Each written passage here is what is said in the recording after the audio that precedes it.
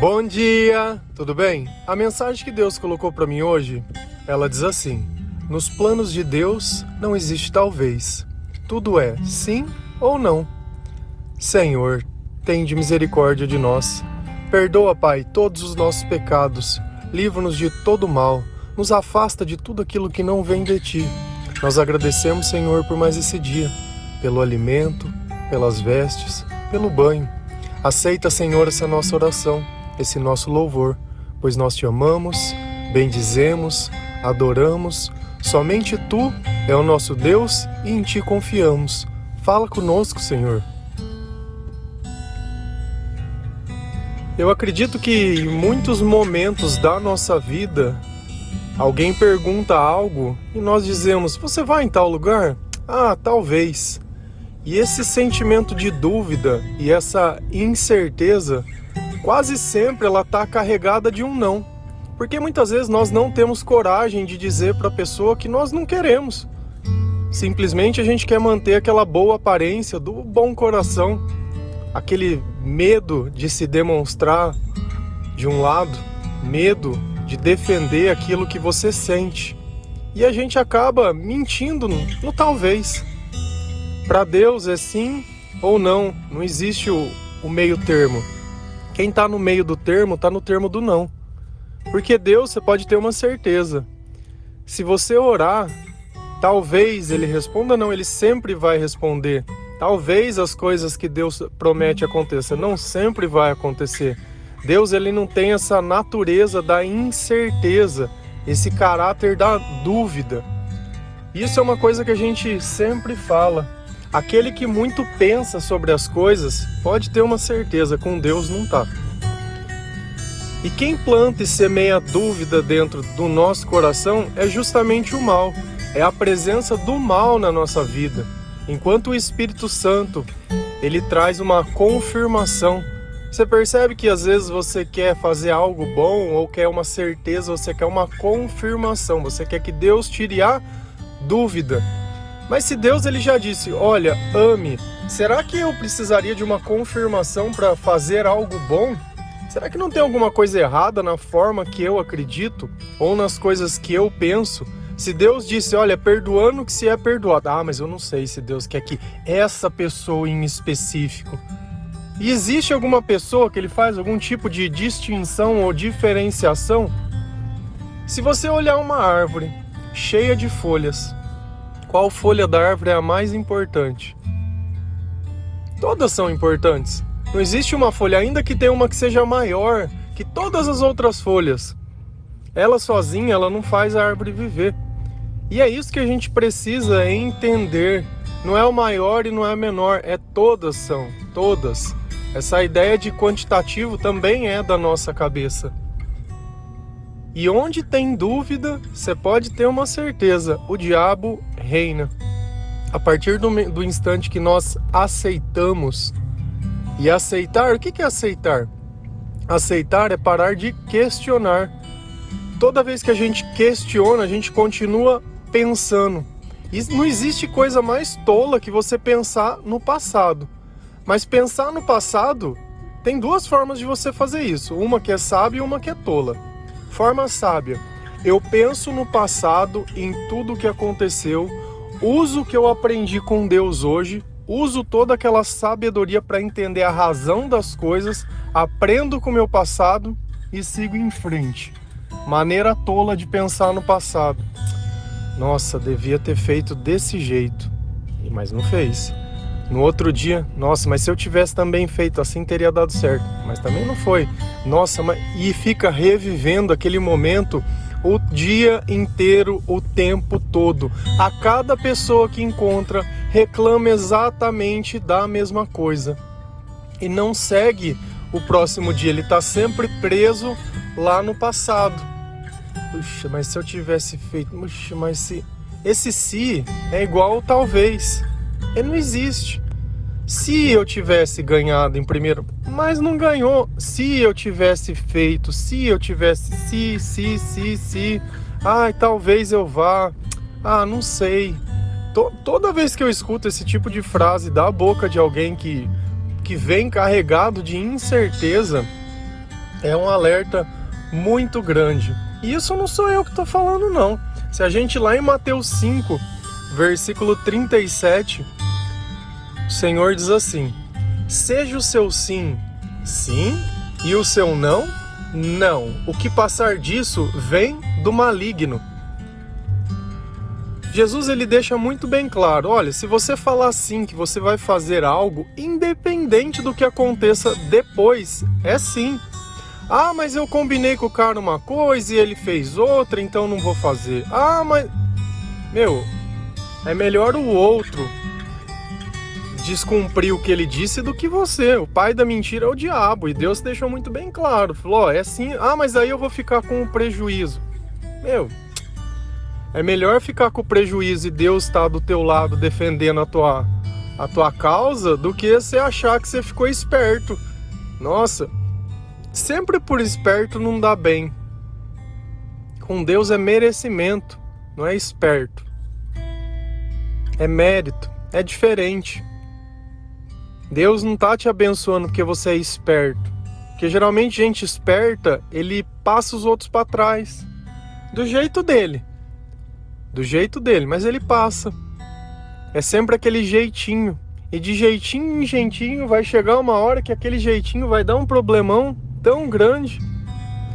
Não existe nada melhor que fazer o certo do jeito certo, que aí você fica em paz. Você não precisa ameaçar ninguém, não precisa se vitimizar, não precisa generalizar, não precisa fazer nada. Sabe, é sempre com serenidade, é sempre com tranquilidade. E olha que frase que a gente precisa tomar um tanto quanto cuidado. Toda vez que eu falar sim e depois falar não, quem que tá na minha vida? E a gente sempre fala, né, que só tem 2 espíritos, né? E às vezes você tá se achando santo. Então, eu prometi uma coisa e descumpri uma promessa? Quem faz você descumprir promessas? Quem faz você mentir? Quem influencia os teus pensamentos a achar que desse jeito vai ser melhor? Adivinha? Quem? Quem é o maligno? A gente vive numa batalha para sempre pender pro lado do amor, para sempre fazer as coisas direito, mas tem gente que parece que não entende ou não aprende, né? E nós nunca também devemos, né, nessa ideia de vamos imaginar que eu minto o tempo todo. Nossa, mas mentiroso que dá gosto.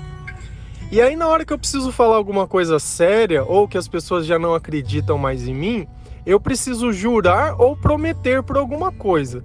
Antigamente o pessoal falava assim, eu prometo que a minha mãe morta atrás da porta.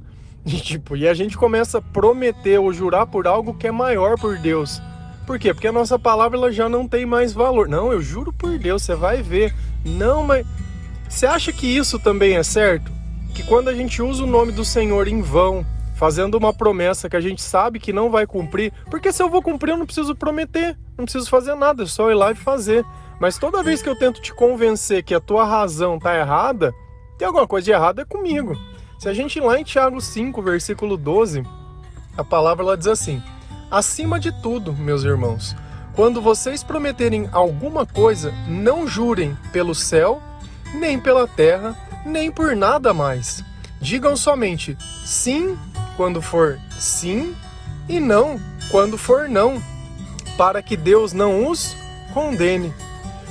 Além do diabo estar na minha vida quando eu digo sim e faço não, ou quando digo não e faço sim, né? Quando eu faço promessas que são mentiras ou faço juramentos, eu ainda ganho a desaprovação de Deus, a condenação de Deus. Então para que eu vou ficar trazendo isso para a minha vida? Uma coisa que a gente sempre tem que começar a pensar: se eu preciso ficar mentindo sobre as coisas, tem alguma coisa que está errada. Porque qual é a necessidade de você mentir? Qual é a necessidade de você enganar? Qual é a necessidade de você iludir a outra pessoa? Você tem o direito de querer o que você quiser, do jeito que você quiser, você não é obrigado a fazer nada. Tem gente que mente para agradar o outro, e o outro mais besta, né? Que acha que a pessoa está fazendo o que ela quer. E a gente vive nisso, nesse mundo de interesse. O amor, ele não tolera esse tipo de coisa. Se a gente ir lá em Coríntios 13, você vai ver que o amor, ele não procura os seus próprios interesses. Ele procura os interesses de Deus. Ele procura as coisas que edificam as coisas de Deus. Nós vivemos para Deus e em busca do que Deus coloca dentro do nosso coração. E nada além disso. Então, se você não está afim de fazer alguma coisa, fala que você não está afim e explica para a pessoa. Claro que tem gente que ela vai querer te questionar, porque na verdade ela não está preocupada com o que você está fazendo. Ela está preocupada em você fazer o que ela quer. Então ela vai tentar fazer aquela pressão psicológica. E isso está cheio de gente que diz que é teu amigo, que gosta de você, que quer tua presença, mas que ele não quer ficar sozinho num lugar. Então ele vai fazer 1000 peripécias na tua cabeça pra você ir lá, sabe? Então tem que sempre tomar muito cuidado. Se alguma pessoa não tá afim de fazer, ela não tá ótimo, tá tudo muito bem. Se ela tiver afim, ótimo. Sabe uma coisa que não tem coisa mais gostosa? Que cumplicidade. Quando duas pessoas elas querem as mesmas coisas. Isso é fantástico. Isso é a coisa mais perfeita do mundo. Porque é o sim de ambos para o mesmo propósito. Não tem coisa melhor que uma pessoa que ela quer aceitar Jesus e a outra que tem vontade de falar sobre Deus. Isso é maravilhoso. Por quê? Porque é um encontro perfeito. Aceitar a Deus é uma escolha, não é uma obrigação. Você não pode aceitar a Deus porque todo mundo está dizendo para você aceitar. Eu escuto a palavra de Deus todos os dias, eu leio a Bíblia todos os dias. Isso eu não faço por obrigação, eu faço por prazer. Então quando eu tenho um tempo que eu posso, eu escuto. Às vezes eu escuto 1, 2 vezes por dia, mas não porque algo me obriga a fazer isso. Eu não faço isso para mostrar para os outros, falando, olha quantos dias eu tenho de perseverança, 1600 desde 2018. Meu, que ainda que não tivesse ninguém. Eu comecei a postar no Telegram 3 anos depois as coisas, eu já tinha 3 anos de leitura da Bíblia que ninguém sabia. Então não é por vaidade, não é para mostrar uma foto, olha como eu sou religioso, eu sou do grupo. Eu não sou de grupo nenhum, não sou de igreja nenhuma. É a mesma coisa, se eu for entregar o meu currículo em qualquer lugar, não tem nada. Nossa, vai faltar instrução para me colocar, mas deixa eu fazer o trabalho, ver se eu realizo com excelência. Vamos ver conhecimento e não papel. Vamos ver lá na prática mesmo, vamos ver o Espírito trabalhar. Então às vezes a gente se perde na vaidade. E os dias de hoje é uma tentação essa rede social, você ficar querendo mostrar a tua vida de uma forma como se fosse a pessoa mais interessante do mundo. Sendo que não dá para conversar 10 minutos com você porque você só fica reclamando de tudo. Ou fica falando da vida dos outros, sabe? Não tem nada, não edifica em nada. Fazer um teste. Volta a ler as tuas conversas com alguém. Veja o que você fala. Vê se tem algum trechinho que fala de Deus na tua conversa. Vê se tem algum trechinho que você está sendo grato. Você fala, nossa, hoje tô sendo grato. Tem gente que só vive também de dia que acontece coisa boa. Não, hoje Deus ganhou a causa pra mim. Ô, maravilha. No outro dia deu tudo errado. Nossa senhora, porque o diabo... Cara, e vive nisso. Só vive atrás da bênção. É só atrás do... Deus é bom quando faz milagre. Ninguém quer saber de Deus, quer saber do milagre. E vive nisso, pra ficar exaltando. Como é espirituoso, como é isso. Qual folha da árvore é a mais importante? Se você tenta de alguma forma parecer a folha mais importante, você já é uma folha que caiu da árvore. Pra gente não faz a menor diferença ter outras pessoas fazendo a mesma coisa que nós fazemos. Porque a nossa missão ela é igual. É a mesma coisa se você fosse por uma guerra ou por uma batalha e tivesse gente do seu lado lutando pela mesma causa. Você ia achar ruim? Ah não, ele tá guerreando, eu tenho que ganhar, eu sou o exército do homem sozinho, eu tenho que ganhar ela sozinho. Bem, enquanto tiver gente ajudando, que Deus colocou, que tá dentro da missão, tá pregando a palavra, amém, louvado seja o Senhor. Se não é por vaidade. Eu tenho que perceber a razão pela qual eu faço as coisas, senão fica esquisito. Se aquela mensagem que eu prego não edifica a minha vida, fica esquisito. Se aquilo que eu acredito não faz parte do meu comportamento, fica esquisito. Então, qual que seria o sentido de eu vir aqui todos os dias e ficar mentindo? Ah, não, porque não sei o quê. Ah, não, porque ó, Deus é... Cara, eu nem falo em terceira pessoa, que eu acho que Tem uma coisa que acontece no meio gospel, assim, no meio, que eu acho a coisa mais bizarra do mundo. Você conversa 20 minutos com a pessoa e ela vai conversar assim, você não conhece. Não, porque Deus tem um propósito, Jesus é bom, não, porque o céu isso, não, porque aquilo, não, porque tá escrito, não, porque... Ela fala 20 minutos sobre o que tá escrito na Bíblia. Você não consegue saber o que tem dentro do coração da pessoa. Parece o diabo quando tava tentando Jesus no deserto. Fica aquela coisa louca. Fica aquela maluquice. Parece que quer enganar. Parece que não pode ser fraco, parece que não pode estar chateado, parece que não pode dizer, olha, aconteceu isso comigo, eu já tive. Sabe, não usa a própria história para testemunhar, eu não entendo. Na época que a gente fazia partilha na igreja, eu ficava maluco com gente desse jeito. Porque parece que quer esconder alguma coisa, quer passar uma capa de eu sou melhor que os outros na minha vida. Cara, tua vida pode estar tudo muito certo, ótimo, mas eu sempre posso acrescentar alguma coisa, Deus sempre pode usar de mim, porque Ele não vai ficar que nem um papagaio repetindo a Bíblia. Não vai. Se você olhar Jesus, quando Ele repetia algum versículo da Bíblia, alguma coisa, são alguns trechos. A maior parte, Jesus estava falando dele, do que acontecia, do que ele via, do que ele experimentava. Era o momento. Essa ideia desse pregador que só fica falando. Tem gente que problematiza tudo. Não, você não pode pegar um versículo da Bíblia sem explicar o contexto. Onde que Jesus explicava o contexto de qualquer passagem que ele usava? E aí começa a criar um evangelho maluco. Ah não, isso daqui só pode ser falado nessa época. Não, isso daqui... Cara, que maluquice. Onde está isso daí? As regras que tem é para ter ordem nas coisas, mas não é para calar as pessoas. Sabe, e aí começa aquela doideira louca de tudo, e quem não entende, quem não conhece, quem não lê, quem não faz, cai nessa conversa. E aí fica com uma fé que fica com uma impressão totalmente errada, e depois não sabe porque que a dúvida mora dentro do coração. Começa a ler a palavra, fala insistentemente, leia a palavra de Deus, você pode arrumar uma desculpa. Ah, mas leia a palavra de Deus. Ah, mas começa, deixa Deus trabalhar dentro de você. Eu não sei quantos dias mais você vai poder ouvir isso, mas eu sei que um dia que a tribulação chegar, você não vai estar pronto para passar por ela. Por quê? Porque você não se preparou, só arrumou desculpa. Se tá falando na previsão do tempo, olha, vai vir uma frente fria, você não tem uma blusa boa. Ao invés de você ir na loja comprar uma blusa boa pra hora que vier, você tá pronto? Não, você fica lá dando desculpa. Ah não, agora eu não tenho tempo. Ah não, agora eu não sei o quê. Ah não, que não sei o quê. É, que... E aí? Aí vem a frente fria e vai morrer de frio. É. Como se Deus fosse esperar a tua incapacidade. Como se Deus fosse... Não faz. Sabe? Então, eu não sei, é sério. Tem coisa que eu vejo falando, pai do céu. Presta atenção no que você fala. Presta atenção no que você promete. Presta atenção no que você jura. Aceita. E segue. Amém? Que Deus abençoe cada um de vocês.